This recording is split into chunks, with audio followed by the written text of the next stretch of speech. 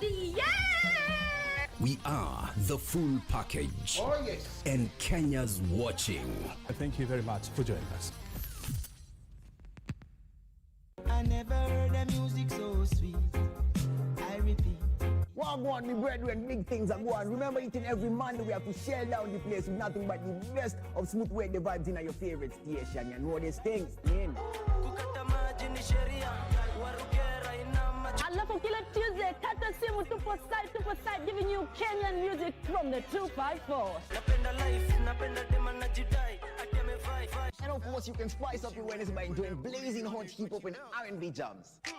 We don't got no label. She say she want bottles. Vibes and vibes as we go all across Africa, Kenya, Nigeria, Ghana, all the way to Tanzania to give you nothing but the best on Afro Thursday. Make sure you make a date with us each and every single Friday with me, DJ_Liza Diva. DJ Holder. And me, Wanjiko. This is Club One Extra.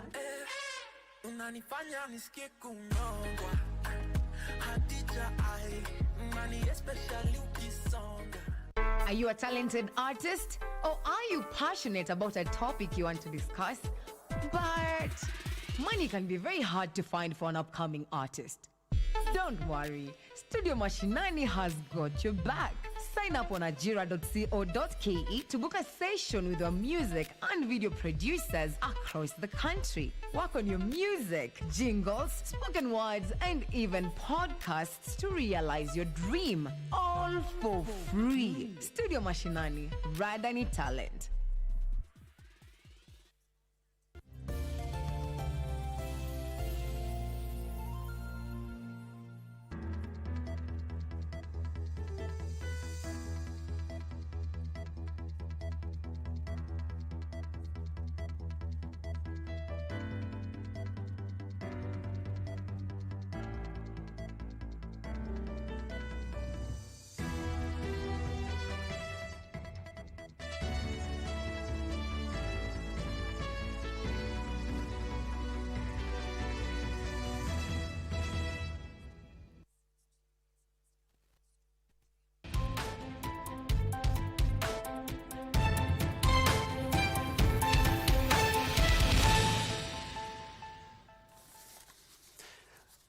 It's the 7th day of the first month of 2025. Good afternoon and a warm welcome to KBC Lunchtime News. My name is Bentro Njue. My colleague on the sign language interpretation is Brian Muraru. Of course, you can keep this interactive. We are live on all our social media spaces. We begin with education matters, where a section of leaders and education stakeholders in Kipipiri constituency, Nyandarua County, is concerned that learning for grade 9 students could be derailed due to lack of classrooms. Speaking at Kiburuti Primary School, the leaders, led by Kipipiri Member of Parliament Wanjiko Muhia, decried the slow pace of construction. 11 classrooms have been completed in the entire Kipipiri constituency that has a total of 64 public primary schools.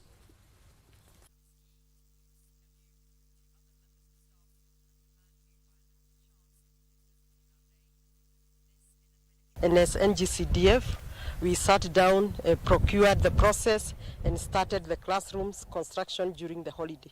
So we have finished a total of 11 classrooms, and the classrooms are ready. As you can see, we have already opened this one. The grade 9 is already settled. The desks are there. The books have been brought. The teachers are somehow also there, but we are still requesting for more teachers because we find like here in Kefruti in grade 7 or junior secondary, we have only 3 teachers. For the parents, I want to urge them to be more proactive, to support the school, to come to school when required, and to support the teachers, because the students and the teachers alone cannot do enough on education. And still on education, a day after schools reopened for the first time countrywide, over 1,200 students in Kakamega County may not resume classes following a dispute between an organization sponsoring their education and the management of Friends Church in Kakamega. And according to leadership of the organization, the church has reportedly shut down its offices, denying students access to sponsorship.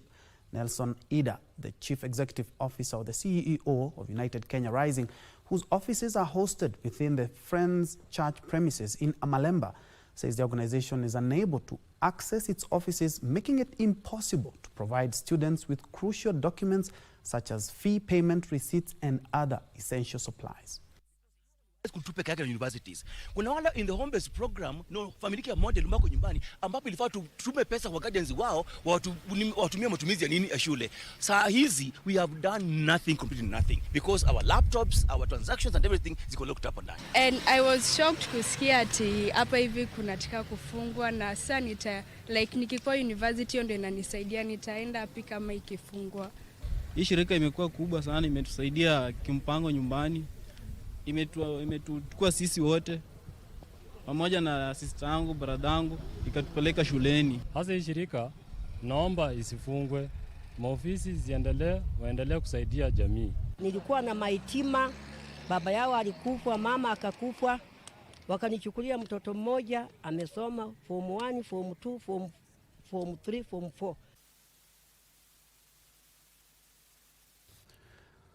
And still on education, learners at S.A. Gekuyari Primary School in Mbere, North Constituency of Embu County, have begun the 2025 academic year on a high following the renovation of classrooms by the National Government Constituencies Development Fund, NGCDF. Speaking during the handover ceremony, the head teacher, Masi Murioki, noted that the improved school environment will boost enrollment and performance. Parents Teachers Association Chairperson Augustine Murioki urged the area Member of Parliament Geoffrey Ruko to allocate more funds for the completion of the remaining infrastructure at the school. Ya mashule katika eneo yetu ya Mbere, miradi ambayo pesa tumepata kutoka serikali kuu, tumehakikisha tunajenga madarasa ya JSS ambayo inaendelea, tunaweka shule zetu tiles. We are doing total facelift of our schools. The face of the school has changed, and I am believing that my school will perform better through the efforts of the CDF. So I am so glad, and may God bless whatever is happening in this sub-county. Tulikuwa na madarasa haikuwa mzuri, kunaye nyingine haikuwa inatumika, na sasa kwa sasa naona tu watoto wataingia kwa madarasa mzuri. Kwa hivyo ni shukrani. And still on the education beat, Kiambu County Woman MP Anne Wamurada has urged the political class and citizens to rethink the consolidation of bursaries, emphasizing the need for equitable distribution of funds to support underprivileged students. She says that such financial support fosters a stronger relationship between leaders and constituents, allowing residents to engage more effectively with their representatives at both the constituency and county levels. She spoke in Kiambu during the disbursement of checks totaling to 11.5 million shillings to over 500 students.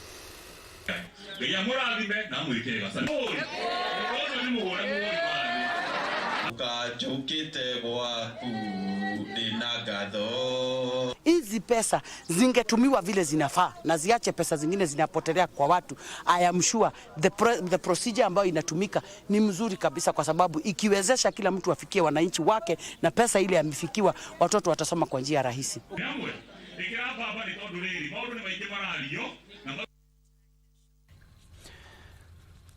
Elsewhere, over 570 students from financially challenged families in Rangwe Sub-County, Homabay County, have received financial aid to kick off their first-term studies, courtesy of a clan initiative. The initiative, implemented through the Cowley Education Recovery, saw 3 million shillings raised to support secondary and tertiary level learners, depending on their severity of the case. The event, which took place at the Lingisa Secondary School, sought to address rising dropouts due to financial challenges, as organizers called for like-minded individuals to complement their efforts. We came together so that we can bring this to an end. We wanted a community that is empowered educationally, whereby every child was given an equal opportunity to go to school. We want to encourage them that they know the humble background where they're coming from. And our wish is that this should be a motivating factor towards ensuring their performance in various secondary schools in which they are. From education to health matters now. A fresh strike is looming in the health sector following a 14 days ultimatum issued to the government by the Kenya Union of Clinical Officers, KUCO, citing delayed implementation of the return to work agreement signed in September last year. Addressing journalists in Mombasa, KUCO officials led by their national chairperson Peterson Wachira accused the Social Health Authority, SHA, of discrimination. They claim that clinical officers have been blocked from offering services under the new health insurance model due to the failure of the Social Health Authority Board to recognize the health facilities registered by the Clinical Officers Council. Forever, solidarity forever, solidarity.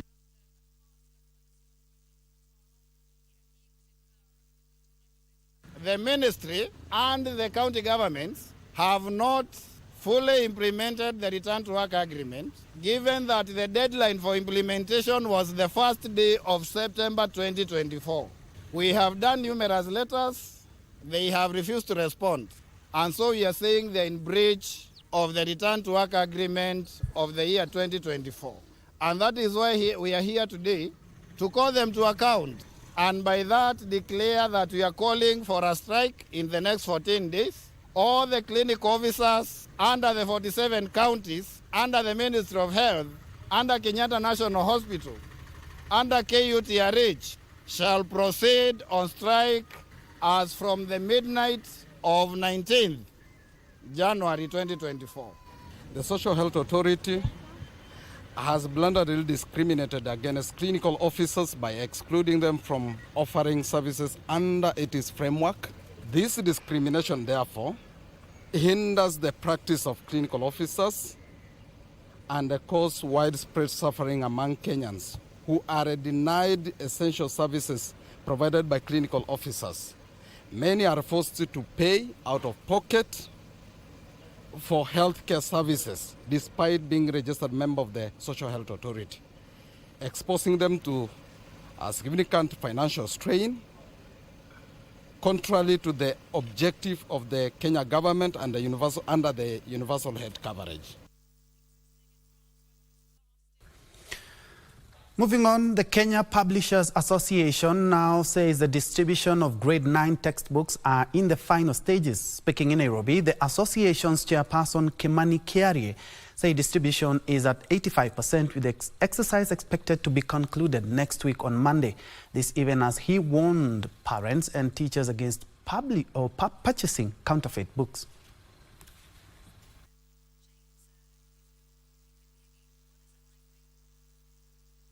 CBC textbooks for grade 9 learners are in the final stages of distribution to all public schools. You will recognize that since 2018, the government of the Republic of Kenya introduced a system of centralized purchase of books, where all books that go to public schools are purchased centrally by the government and given free of charge to each learner to the ratio of 1:1. That exercise of distributing the grade 9 books has been ongoing throughout December, and we can confidently say more than 85% of those textbooks are already in public primary schools. The remaining are being distributed within this week, and by the 13th of January, that is next week on Monday, we can confidently say that all public schools will have CBC textbooks for grade 9.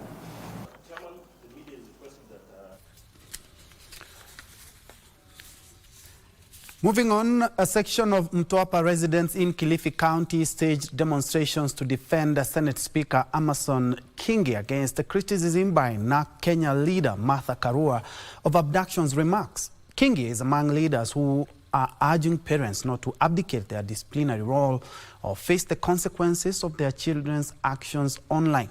Similar remarks by the various leaders have sparked debate over the freedom of speech and expression in social media platforms.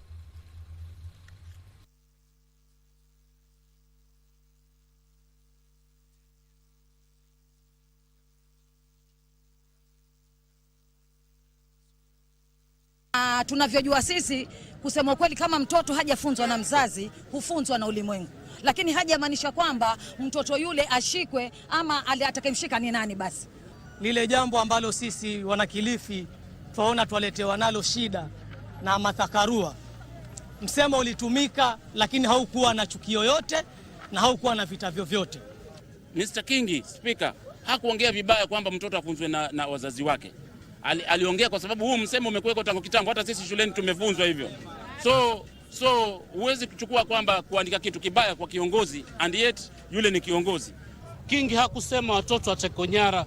Kingi amepeleka majukumu kwa wazazi, muambie watoto wenu waweze kuheshimu wakubwa. Na mtoto akikosa nidhamu, ulimwengu utamfundisha. Hilo alianzi leo.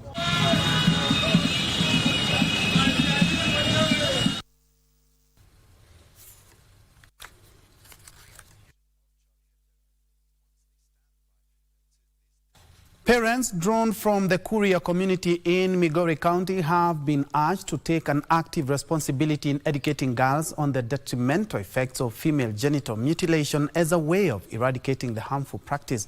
Speaking during a meeting with a section of parents in Miritini, advocates against FGM said when FGM education is conducted at the family level and spread across the community, it will help curb the vice. The lobby group disclosed that in the past few years, over 2,000 FGM cases have been reported in the region. The fate of these girls after circumcision is unpredictable. It is something that we have to come back to the tables and consider how we are going to do it again, because they have been pushed back again to what they had overcome. So it means that we, the organization standing here, we have to go back to the drawing table and say, how are we going to now to continue sensitizing the same that as we have sensitized, and now the culture has managed to circumcise. Kuria ilikuwa hati kitopoa masikio yameisha. Wakipiga meno wakipasua yameisha. Kwani hili tohara tumepaki naye peke yake kwa mtoto wa kike ambayo tunaiombea Mungu aingilie na itaisha na inaelekea kuisha. Some politics now, where a section of locals from Nakuru County are calling for a truce between President William Ruto and his former deputy Rigathi Gachagua to cool down the rising political temperatures in the Mount Kenya region. The group, led by Pastor Harrison Kariuki, condemned the latest public verbal exchanges between the associates of the two leaders, which they say threatens to erode the region's unity. Speaking in Nakuru, the residents at the same time emphasized the importance of national unity, calling on political leaders from both factions to engage in meaningful discussions aimed at unlocking the social and economic potential of the country. Na tunamuomba sisi kama Wakenya, ule urafiki wake na president wetu Samoei Ruto uletwe pamoja. Enda kwa president wetu William Ruto, mtupeleke mbele. Tunataka amani, ndio serikali iweze kutengeneza hata viwanda. Vijana wetu wengi wale hawana kazi wataweza kupata ajira kama pale. Kama ajira yenye wanapata sasa kupitia kwa mlengo huu wa nyumba hizi ambazo zinafanya nini? Zinajengwa. Barabara zinapokuwa zikijengwa pia kunakuwa na ajira inapatikana. Lakini kama kukiwa kuna mambo ambayo ya kukoseana heshima, hiyo haistahili. In other news, residents of Nyachenge in South Mugirango, Kisii County took to the streets to protest over the controversial release of 3 suspects accused of the brutal murder of a night security guard and his relative during a robbery at a local bar in the area. The suspects were arrested by detectives in Gucha South in connection to the attack that resulted in the deaths of 65-year-old John Otondi and his 19-year-old son Samuel Nyamatari on November the 26th, 2024.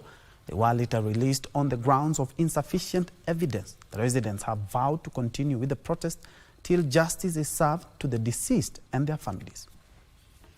Ambao ni sisi, ijapokuwa kuna wengine wadogo nyuma yangu. So naomba ya kwamba ile haki ambayo inafaa kuchukuliwa kwa maisha yao, kwa kifo chao ichukuliwe. Katika wengine walipatikana na bidhaa yajeribiwa kutoka kwa hiyo mahali watu wanaburudika.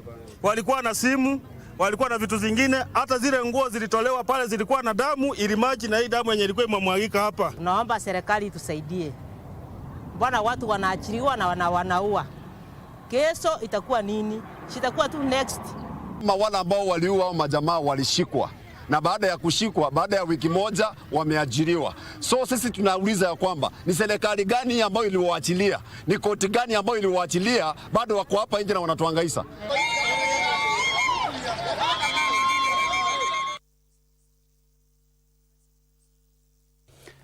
Now, the government has been urged to reconsider the planned phasing out of private children's homes, with stakeholders warning that this move could lead to many children becoming destitute. Jessica Opisa, the founder of Child of Mercy Children's Home in Likoni, Mombasa County, expressed concerns over the government's plan to shut down children's home, noting the anticipated difficulty of placing children in foster care amid current economic challenges. She appealed to the county and national governments to support the homes and ensure they remain safe havens for vulnerable children. The government, through the National Council for Children's Services, has been implementing foster care reform since the year 2022.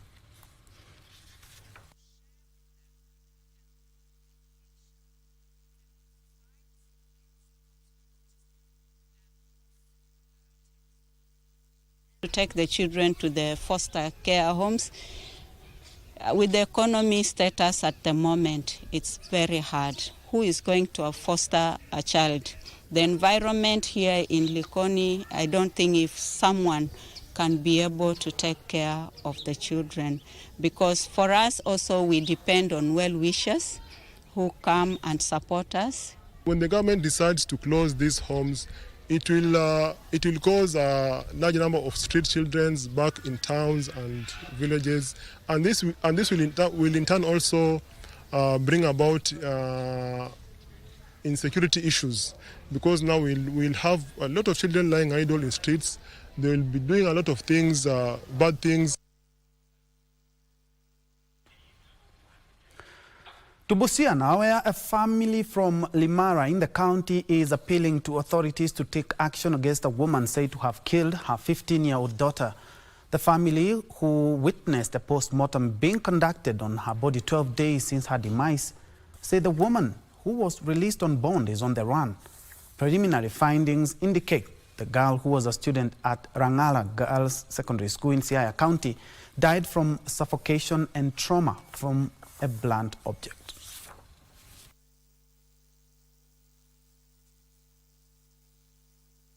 The finding of the pathologist is that the girl was assaulted severely on different parts of the body.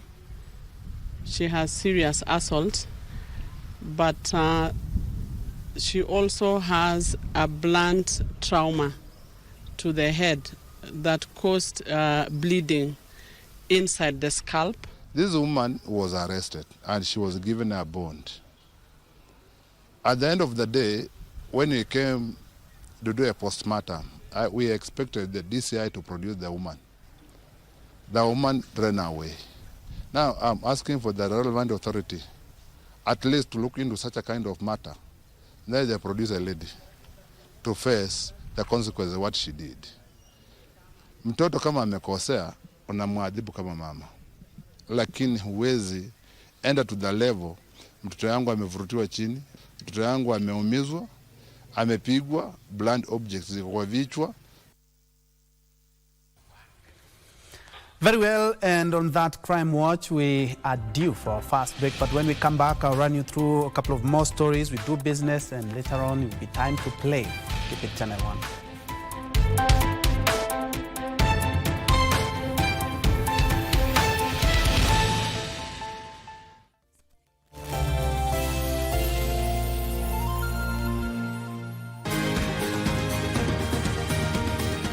Thank you for joining us on Healthy Living. Stay connected to Voice of America at voanews.com. A look at your kidneys and how they impact your health. And an expert discusses chronic kidney disease and how to protect yourself. And Ivorian psychologist Noor Bakayoko shares some insights on bullying and what can be done. It's important to avoid major events or major health crises. How do you know if your cough is due to a serious condition? We'll have some answers. Stay well and strive to make every day a healthy day.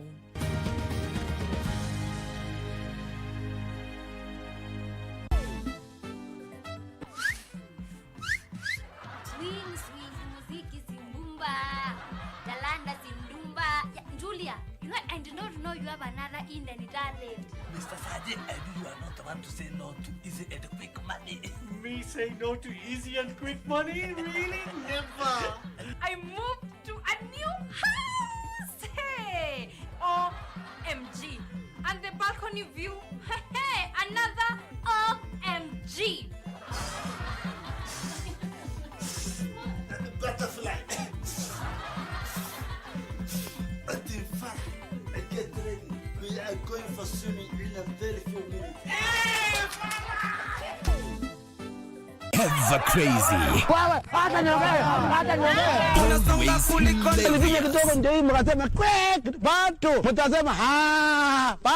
Undoubtedly entertaining. And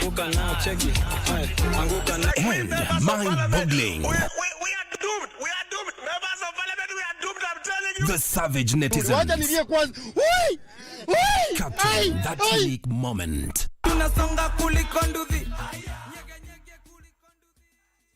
I never heard the music so sweet. I repeat. One more, my brethren, big things are going. Remember, each and every Monday we have to share down the place with nothing but the best of smooth way the vibes in your favorite station. You know these things, man. Alafu kila Tuesday, kata simu tupo side giving you Kenyan music from the 254. And of course, you can spice up your Wednesday by enjoying blazing hot hip-hop and R&B jams. We don't got no label. She says she want bottles. Vibes and vibes as we go all across Africa, Kenya, Nigeria, Ghana, all the way to Tanzania to give you nothing but the best on Afro Thursday. Make sure you make a date with us each and every single Friday with me, DJ_Liza Diva, DJ Cold, and me, Wanjiko. This is Club One Extra.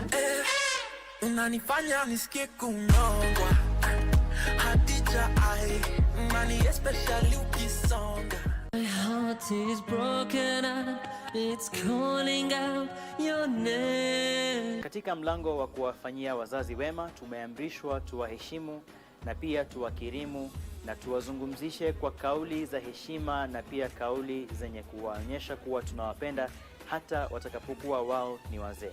Na wazazi wawili kuwafanyia wema. Lakini musifun jiddan, inasikitisha mno sana anajida tupate mtu na hiyo ndo wake. Allahumma salli ala sayyidina ya Mustafa. Never be the same by your strength. Tell you this vibe, this lovely vibe, this is the vibe on the beach side. Why you worry? Why you worry? Worry is unnecessary. Child, stay on hearing. That is why children are living. Chiga, I'm walking, I'm talking, I'm moving a positive vibe. Stop bad mind face. You only come around to do fake things. Your little bad mind face. On KBC Channel 1, we are a TV station like no other. Get a taste of the best in entertainment. Yes, indeed. Feel the passion. Will you promise me? I swear that you will never lose me. I can't get married to you. I'm sure you knew about it. That's why you're making fun of me. Experience the drama. Get out. Who is the man in this one? And the laughter. Hii wigi umevakishwa. Sio wakati tulikuwa tunapishwa tunapewa mheshimiwa.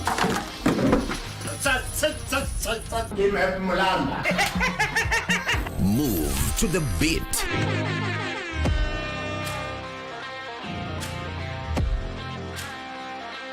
We are live from Broadcasting House. And get informed on the latest happenings. KBC Channel 1. Wow. Yeah! We are the full package. Oh, yes. And Kenya's watching. Thank you very much for joining us.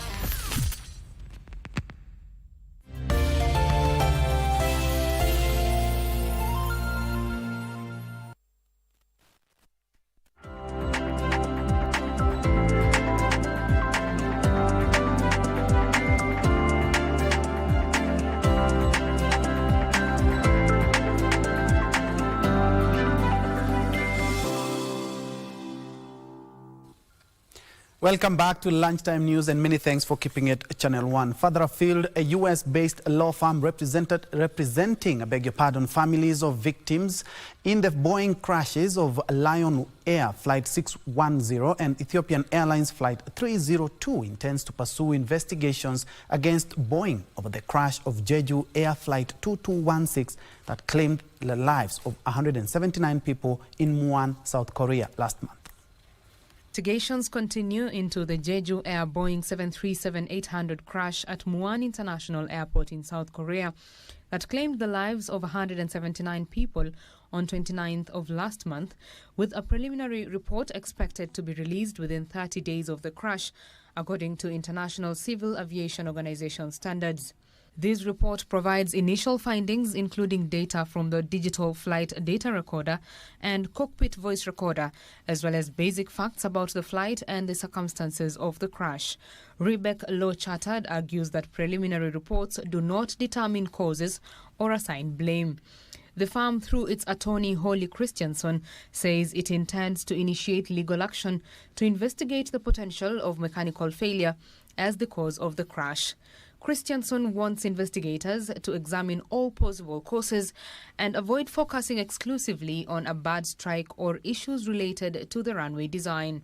She noted that during the investigation of Lion Air Flight 610, initial blame was placed on the pilots until Rebecca Law initiated legal action in the US that revealed Boeing had failed to warn and properly train pilots about changes to the MCAS system. The firm also plans to question Boeing's involvement in the investigation of Jeju Air Flight 2216, alleging conflict of interest. Betty Kiptum, Lunchtime News. In other news, Kenya has begun reviewing with an aim of strengthening the electronic travel authorization system in a response to feedback from users. The inaugural inter-ministerial review meeting that was chaired by Deputy President Professor Kithure Kindiki discussed administrative and procedural improvements of the electronic travel authorization system to ensure more convenience to travelers in Kenya. The Cabinet on 17th of last month noted that despite Kenya introducing the electronic travel authorization, various stakeholders had raised concerns about its functionality, necessitating its review. Some users are concerned that the electronic travel authorization system, which was introduced a year ago, has no window for emergency travel.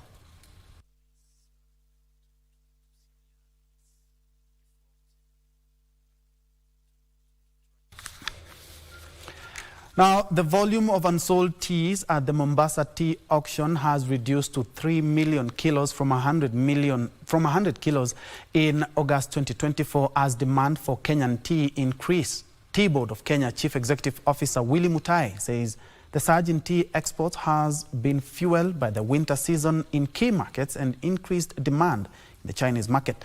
Mutai says the Tea Board has lined up trade missions to Sri Lanka and US Russia, United Arab Emirates, and Georgia to market Kenyan tea.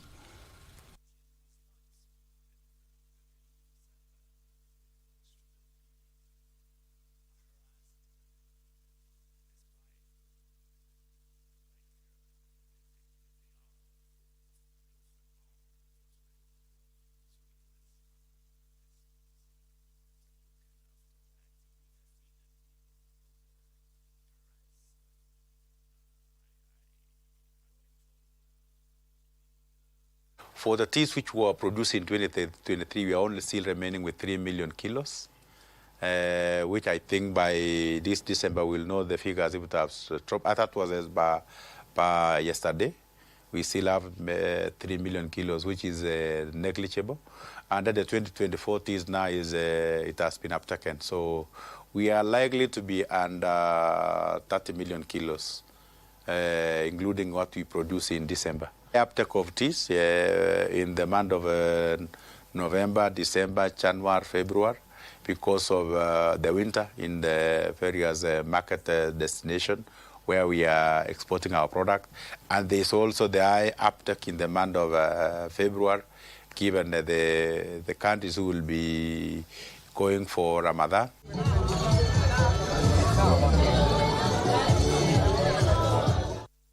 From tea to tech, where a Tech for Nature project has been launched at the Kisite Mpunguti Marine Park and Reserve, seeking to enhance the monitoring and protection of coral reef and biodiversity. Huawei Kenya Media Director Hadija Mohamed Ahmed has underscored the importance of leveraging technology and innovation to solve pressing challenges, as well as strengthening the monitoring and management efficacy of protected areas.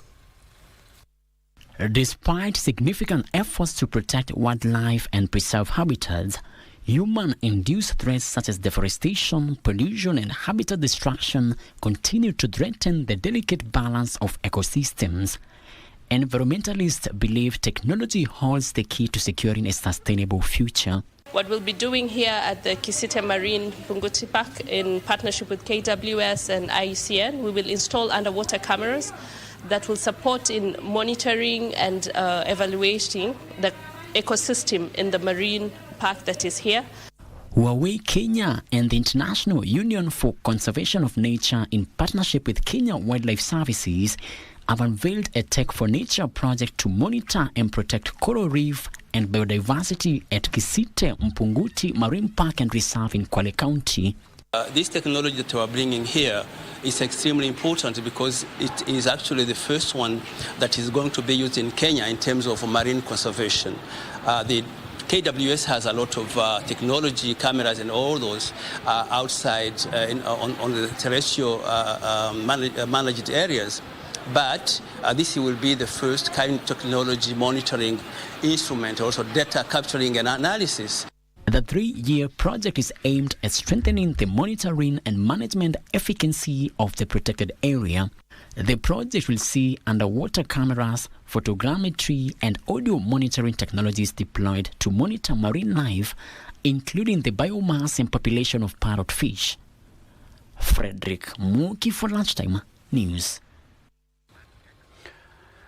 Moving on, private sector activity expanded marginally last month, supported by increased customer sales. This is according to the latest Stanbic Purchasing Managers Index that posted a reading of 50.6 in December, down from a reading of 50.9 in November of 2025. Purchasers Managers Index reading above 50.0 signal an expansion in activity. Purchasing Managers Index reading was driven by 3 of its subcomponents, as output, new orders, and employment all expanded for the 3rd straight month. This marked the first full quarter of private sector output growth since the final quarter of 2021. New orders grew moderately in December 2024, with the upturn easing from November. Those surveyed said there was an improvement in purchasing power by customers, alongside new bookings and successful advertising campaigns.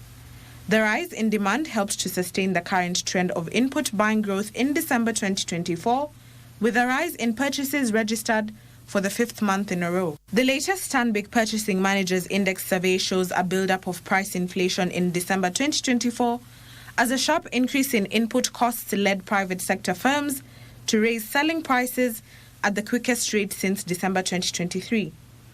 The pickup in cost burdens in 2024 came as sustained growth in new orders and business activity prompted the fastest expansion in input buying since September 2022. Despite this, only 5% of surveyed firms expect output to rise, pegging their optimism on planned business expansion and new products and services. Ndutamo Kami for Lunchtime News.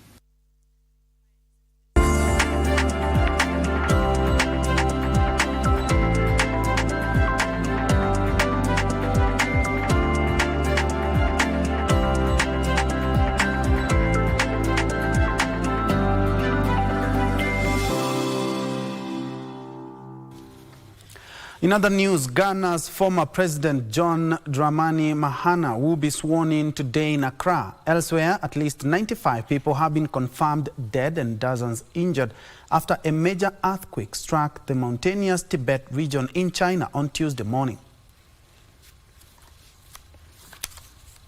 Mahamudu Bawumia by 56.6% of votes to 41.6% in the general elections held on Saturday, 7th December 2024, the biggest margin of victory by a candidate in 24 years.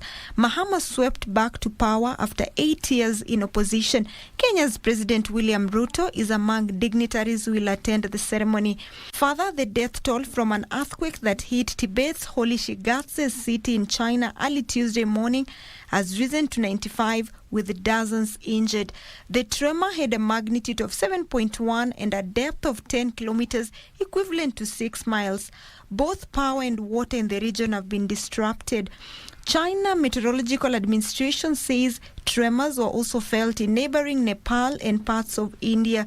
Elsewhere, at least 5 people have died in a winter storm that has seized a part of the United States, leading to mass school closures, travel chaos, and power cuts. 7 U.S. states that include Maryland, Virginia, West Virginia, Kansas, Missouri, Kentucky, and Arkansas declared states of emergencies. More than 2,300 flights have been cancelled, with nearly 9,000 delays also reported owing to the extreme weather caused by the polar vortex of icy cold air that usually cycles the North Pole. Opito Chemtai for Lunchtime News.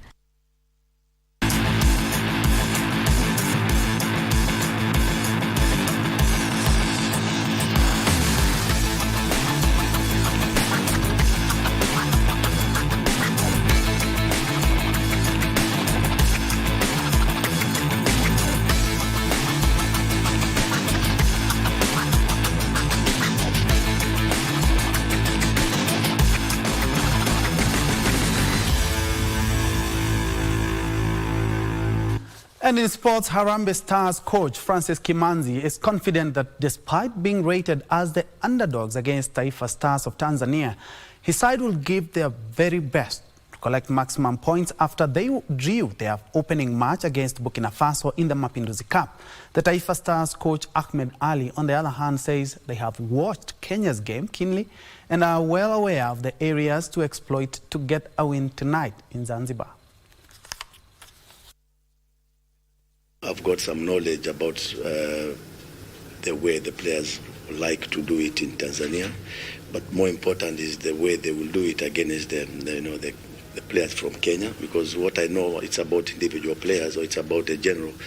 And my duty in Tanzania when I was here was very different from my duty now. So talking about 2 different scenarios.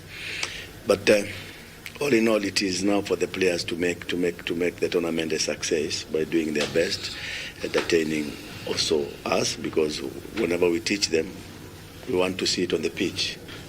Bila shaka ndani itakuwa mchezo mgumu sana, because miwaga naitaga derby sana. Ni nchi ambazo ziko karibu, so kuna ule upingamizi na ushindano mkubwa sana. So kama wachezaji tunajua kutakuwa mchezo mgumu, na timu zote ambazo ziko hapa ni timu ambazo tumetajua kabisa haitakuwa rahisi. Mchezo wa kesho, jinsi ambavyo tuliwaona Kenya wanavyocheza, wako vizuri kwenye vipindi vyote, kwa maana wakati wana mpira na wakati hawana mpira. So tumejaribu kuangalia hizo moment, jinsi gani ambavyo sisi tunahitaji kuwa bora kwenye hizo nyakati. Very well, and from the East African derby to the Italian derby now, where Tammy Abraham's last-minute goal helped AC Milan snatch the Supercoppa Italia from the hands of bitter rivals Inter Milan, whom they beat 3-2 in Riyadh, Saudi Arabia last night. Hernandez scores the free kick. Game on in the Derby della Madonnina. Good.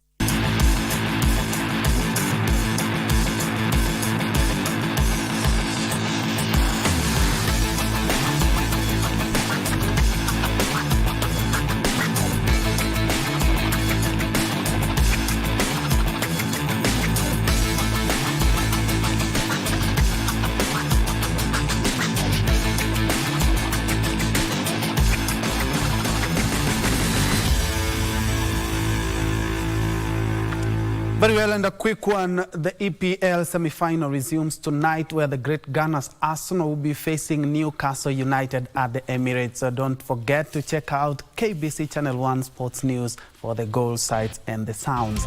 And on that sporting note, we've wrapped up KBC Lunchtime News this Tuesday afternoon. Many thanks indeed for joining us. On behalf of everyone who has made this broadcast a success, my name is Njue. Brian Muraru has been my colleague on the sign language interpretation bit. To have yourself a blessed afternoon.